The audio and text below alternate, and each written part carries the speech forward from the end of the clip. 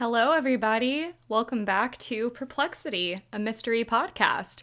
As always, I am your host, Kaydra, and I am very excited you guys are joining me today. I have, as usual, a crazy story for you guys. And this is 2 for 2 in a row of stories that I've been dying to share with you guys. Today we are going to be getting into sleepwalking. Just crazy, insane things that can happen to people and have allegedly happened while sleepwalking. Before we get into that, we are at the top of the show, so a couple of quick housekeeping things as always.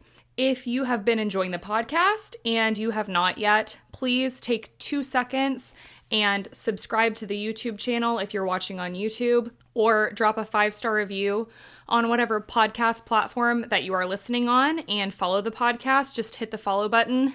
It really does help the show, and it'll also help you be able to keep up with when a new episode has dropped. If you have requests for topics or you want to share a crazy story with me, you can email me at perplexitymysterypodcast@gmail.com, or you can DM me on Instagram. I have socials, TikTok and Instagram, and those are both Perplexity Mystery Podcast. If you missed last week's episode, that was an insane story. That episode was called Come and Find Me, and wow. I don't want to give it away. All I'm going to say is it is one of the creepiest, craziest stories I've ever heard. Go listen to it, go watch it, and buckle the hell up. Trigger warning for today's episode. We will be discussing some very heavy topics and disturbing content. Listener discretion is advised, especially for listeners below the age of 13.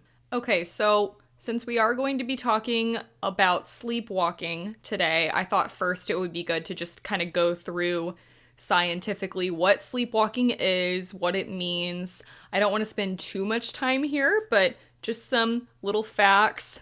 Sleepwalking is defined as carrying out complex activities while not being fully awake. There was a specialist from the London Sleep Center that defined sleepwalking as people who sleepwalk are capable of virtually anything that they could do while they're awake. Sleepwalking is known as somnambulism, and it occurs during slow wave sleep. And that's during the first third of the night during stages 3 and 4 of non-REM sleep. Sleepwalking is also pretty common in childhood. It's more common in children than adults. About 15 to 20% of kids sleepwalk. I personally, as far as I know, have never sleptwalked, but I know that my mom sleptwalked when she was a kid. Basically, another way to look at it is 1 in 5 kids will sleepwalk during their childhood. And so within that 1 to 5, or that 20%, even fewer of them will persist on to sleepwalking in adulthood. Specifically, only about 2% of those kids will go on to continue sleepwalking in adulthood, so it's pretty rare. There is a genetic component to it. Kids whose parents sleptwalked are 2 to 3 times more likely to sleepwalk themselves. And some causes for sleepwalking can be stress, not getting enough sleep, anxiety, infection with high temperature, drinking too much alcohol, and certain types of medicines, such as sedatives. Also, being startled by sudden noise or touch while you're sleeping can cause you to sleepwalk, or waking up suddenly from deep sleep, and taking certain drugs. It's also known that obstructive sleep apnea and restless leg syndrome can trigger sleepwalking episodes. During sleepwalking, a person is typically active, but they're confused and disoriented, so they'll often move more slowly and clumsily. It's also very common for people who sleepwalk to injure themselves because of this. If you are a sleepwalker, there are safe and effective treatments available, including psychotherapy, hypnosis, and medication. If you have a sleep disorder in general, taking steps to prevent triggers, such as making sure that you get enough sleep, and working on strategies to deal with and reduce stress will often help. Guys, as a cognitive therapist myself, I cannot stress this enough. Sleep is one of, if not the most important thing when it comes to our basic health. Getting good, adequate rest is so important. So if you have any kind of sleep disorder or you think you might have one, go see a sleep specialist and get treatment. It is so important for preventative health too. You're at a much higher risk for having health complications later if you have a sleep disorder. That's just my little tidbit. So all of this information that I just shared, I pretty much found at nhs.uk's website, and there's tons of other information there as well about sleepwalking that is very helpful. So if you need a good resource, go check that out. Okay, so now the fun starts. Since we have a better understanding of sleepwalking now, let's get into some crazy stories. So first, I thought it would be fun to share a personal story. Like I said, I have never sleepwalked myself, but one of my uncles used to sleepwalk a lot. Hopefully he doesn't mind that I share this story, but my uncle took Ambien for his sleep. And as I was doing research for this episode, I found out that it is a lot more common to sleepwalk if you take Ambien. So, PSA to anyone who takes Ambien, my uncle sleptwalked really bad one time when I stayed the night at their house after he had taken his Ambien. I had slept over there. I fell asleep on the couch in their living room. I startled awake to the couch moving. So I'm laying on the couch and I just feel it moving all of a sudden. I'm like, what the heck? So I open my eyes and I just see like my uncle standing over me moving the couch. I was like, what are you doing? What are you doing? And he responded to me, but it didn't really make a lot of sense. He just said like, I have to move the furniture. And I think that was like the extent of the conversation he was able to have. Like, I think I tried to ask him other questions and he didn't say anything else, but he rearranged the furniture in his sleep. And my cousin ended up coming downstairs because she heard all the commotion and she had to, I think, shake him or talk for a pretty long time to wake him up. So that was pretty crazy. There was another time he took his Ambien and he got into an electrical switch and tried to rewire some of the electricity just in his sleep. And he had absolutely no memory of doing any of these things. So as you can see, like, this is funny because nothing happened to him, but sleepwalking can be pretty dangerous, right? So I just thought I would start with that story. The FDA has also noted an increase in sleep driving with sleep aids such as Ambien. So, guys, if you take Ambien, hide your car keys or something. This is wild. In 2003, a woman in Denver took an Ambien and fell asleep, then later chugged a few glasses of wine. So she chugged the wine while she was asleep. She didn't know she was doing it. She then, while sleepwalking, got into her car wearing only her nightshirt in the dead of January. She wrecked her car at an intersection, urinated in the middle of the road, and assaulted police officers when they tried to apprehend her. So I figured I would open with those two stories before we get into the main crazy story of the episode. So this is where we all need to buckle the hell in, okay? This story is one that I heard a couple years ago, and it is so crazy. This is the story of Kenneth Park. This story takes place in Toronto, Canada, in May of 1987. Kenneth was a 23-year-old man. He was married to a woman named Karen, and together they had a 5-month-old daughter. Kenneth and Karen seemed to be very happy. They had a good marriage. Kenneth didn't really have much of a relationship with his family, though, specifically his parents. But he was very close with his in-laws, Karen's mom and dad. His in-laws were Barbara Ann and Dennis Woods. Barbara Ann and Dennis adored Kenneth. They referred to him as a gentle giant. And part of why Kenneth first developed a good relationship with Barbara Ann and Dennis was because when he first met Karen, Karen was actually a runaway. And Kenneth convinced Karen to come back home. And by all accounts, Kenneth was a very nice guy. Kenneth worked in electronics, but during this time in 1987, he was under an immense amount of stress. Kenneth was having financial problems. He had developed a serious gambling problem. Kenneth had started going to horse races with his friends, and he immediately was hooked. And as a result of this, and not winning at the horse races, he quickly fell into debt. Kenneth ended up having to take money out of he and Karen's savings account, and he even started forging checks. Eventually, it got so bad, he started stealing from his employer.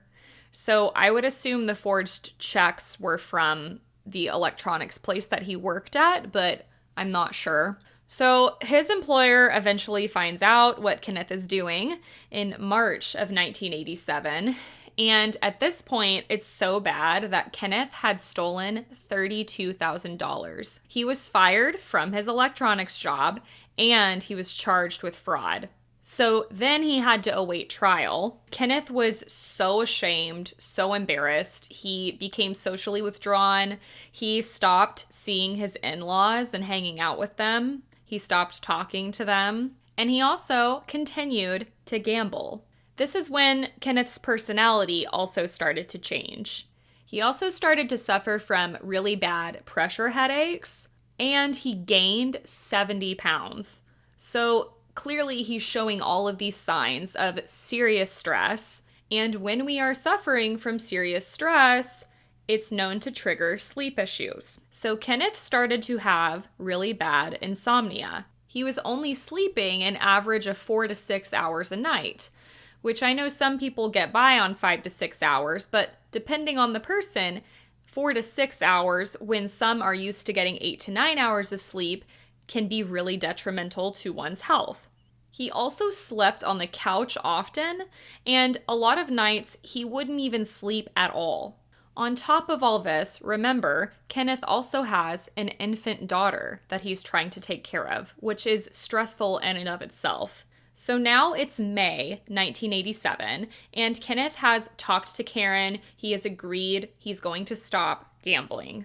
He wants to get professional help, so he started going to Gamblers Anonymous, and he also agreed he would tell his in-laws about what happened. He plans to also tell them about the upcoming trial and his fraud charge, and he was going to do this that upcoming Sunday. So tension is clearly continuing to build for Kenneth Parks. So flashing forward to that Saturday evening, it's the night before Kenneth Park is supposed to tell his in-laws about all of his legal trouble. Kenneth falls asleep on the couch while he's watching Saturday Night Live SNL. Then at about 4 a.m. Sunday morning, it's May 24th, 1987. Again, this is a couple hours after he fell asleep. Think about what I said earlier with sleepwalking. It tends to happen a couple hours after falling asleep. So some people believe this is when Kenneth had a very bad sleepwalking episode. So I'm going to read you the events that transpired, and you can decide for yourself if you think he was actually sleepwalking or if he's lying. So at 4 a.m. on May 24th, 1987, Kenneth puts on his shoes and jacket. He walks out the front door, leaving it unlocked, which was known to be very out of character for Kenneth. He then got in his car and drove 14 miles to Barbara Ann and Dennis's home. This was in the Toronto suburb of Scarborough, which, again, to reference the NHS, they said in extreme cases of sleepwalking, a person can walk out of their house. They can carry out complex activities, including driving a car. So Kenneth Park arrived at his in-laws' house. He parked the car. He removed a tire iron from the trunk of the car, and he had a key to Barbara Ann and Dennis's home. So he approaches their front door and unlocks it, goes inside, and eventually he makes his way to his in-laws' bedroom. And this is where he strangled Dennis until he became unconscious. Then he beat Barbara Ann with the tire iron and stabbed her repeatedly with a kitchen knife. He then stabbed Dennis. Barbara would later be found in another room several feet from the bedroom with 6 stab wounds to her chest, a single stab wound to her shoulder blade, and a final fatal stab wound through her heart. Barbara did not survive. Dennis, however, did survive. Now, Karen had younger siblings that were still living in her parents' home. So during the time that this took place, the children were at home. Luckily, Kenneth left them unharmed. It sounds like the kids heard concerning noises and knew that something was wrong because they had locked themselves in their rooms. The kids would later report no one tried to enter their rooms. Kenneth then walked out of the house and he drove himself straight to the police station. He arrived at the police station at 4:45 a.m. So this all happens over the span of 45 minutes, including the drive to his in-laws' house and to the police station. When Kenneth arrives at the police station, he is covered in blood.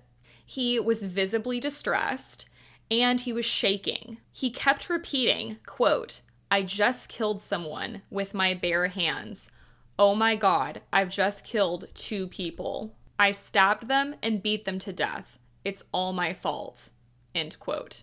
Kenneth had also severed tendons in both of his hands from the stabbing, and he seemed to not notice the pain or be aware of his injuries at all. So again, think back to us talking about how it's more common for people who sleepwalk to injure themselves. They're much more clumsy. So if we're gonna go with the sleepwalking theory, your fine motor skills basically are not as strong. Holding a knife and stabbing someone over and over again would be much more difficult, and you would be more likely to injure yourself on the knife. Now, with that being said, there are plenty of stories of people injuring themselves with weapons while killing someone or harming someone. So that evening, Kenneth was arrested and charged with first-degree murder for Barbara Ann and attempted murder of Dennis. Eventually, the trial begins, and during the trial, his defense basically pleads temporary insanity due to sleepwalking. During his time in prison, Kenneth Park underwent immense neuropsychological testing, and he also had sleep studies. He was tested for months, and psychologists ended up finding that he was in, quote, an acute state of emotional turmoil leading up to the attack. I would say so. An EEG test was also done, and this revealed that he was sleeping abnormally. There was abnormal brain activity and periods of partial awakening, indicative of parasomnia.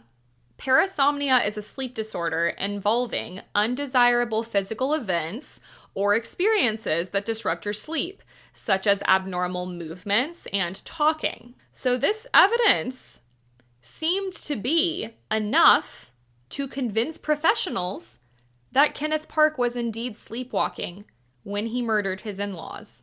But the prosecutors called the defense simply ludicrous and argued that the acquittal, quote, would be an affront to the community's sense of justice and certainly to one's common sense, end quote. Karen also claimed she had never seen Kenneth sleepwalk before, so I think that's important to note.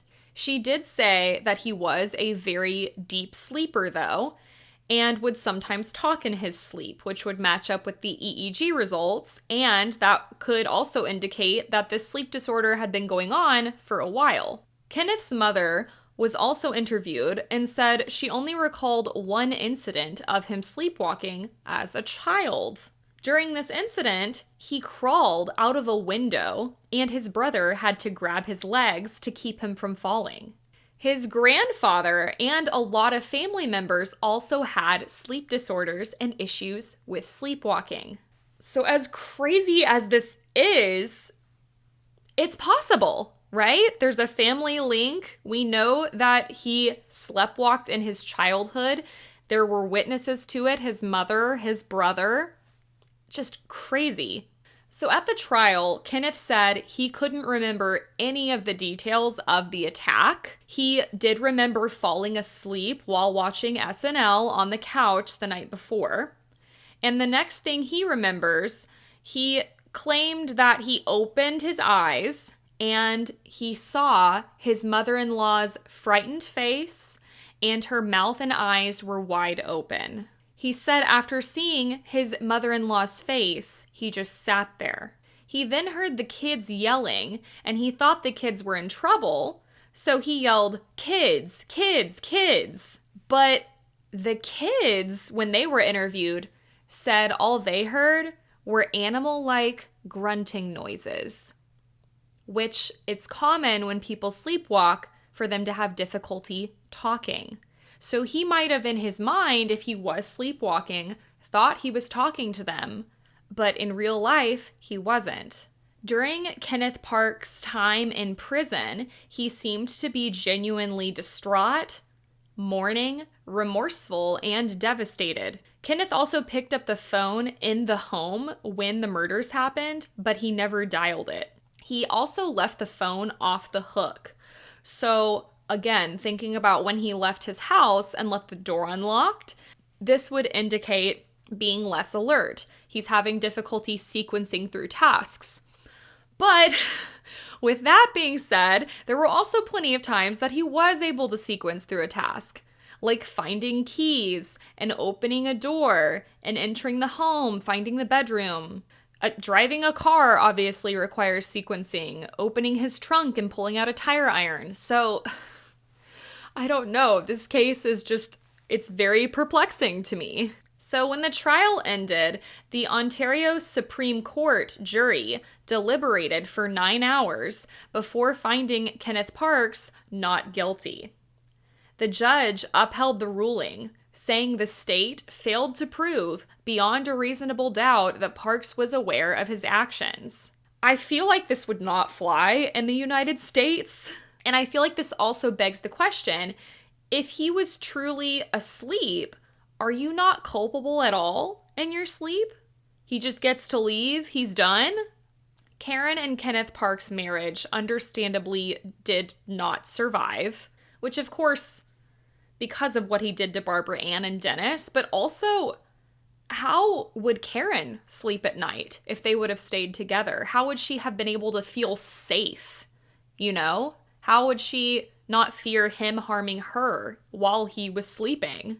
Now, many people, of course, have doubts about the legitimacy of Kenneth Park's story, but I do find it interesting that he seemingly had no motive. Now, some people may say he did kill his in-laws to avoid having to tell them the truth, but to me, it just doesn't seem like a logical reason to kill someone. And to do it so randomly. He had a really good relationship with them up until this point. If he was killing them because of his gambling addiction, if he would have stolen money from them, I could see that as more of an obvious indication that he did this consciously and intentionally. You know what I mean? And he didn't harm the children either. He also immediately drove himself to the police station afterwards. He had those severed tendons in both of his hands. And then, of course, the EEG findings and the psychological testing findings. So I don't know if I necessarily believe him, but I could see why someone would. I'm not discounting the possibility. So interestingly enough, flashing forward, in 2006, Kenneth actually ran for a spot on a local district school board, which mentioned he had 6 kids, ages 4 to 19. So Kenneth must have moved on. And I didn't want to say it at the beginning of the story because it would give it away. But there's a movie called The Sleepwalker Killing that came out in 1997 about this case. It was directed by John Cosgrove, and there have been 68 known cases involving homicidal sleepwalking throughout history. We obviously didn't have time to get into those today, but yeah, this is not the only story like this. So you can check those out on the World Wide Web. That is the perplexing story of Kenneth Park, also known as the Sleepwalking Murderer. So what do you guys think? Do you think Kenneth Park could have actually been sleepwalking? Do you think this story is a bullshit lie to get out of murder? Let me know. Do you have a crazy sleepwalking story? Send it my way. Send me a DM on Instagram, Perplexity Mystery Podcast, or you can email me, perplexitymysterypodcast@gmail.com. Don't forget, if you've been enjoying the podcast and you liked this episode, please be sure to follow the podcast and leave a 5-star review if you are listening on a podcast platform, or if you are watching on YouTube, you can subscribe to the YouTube channel. It would mean the absolute world to me. And guys, don't forget, I always post photos that go along with each episode to the Instagram page, so be sure to check those out. And thank you guys so much for listening. I hope you enjoyed this story, and I will talk to you guys next week. Bye!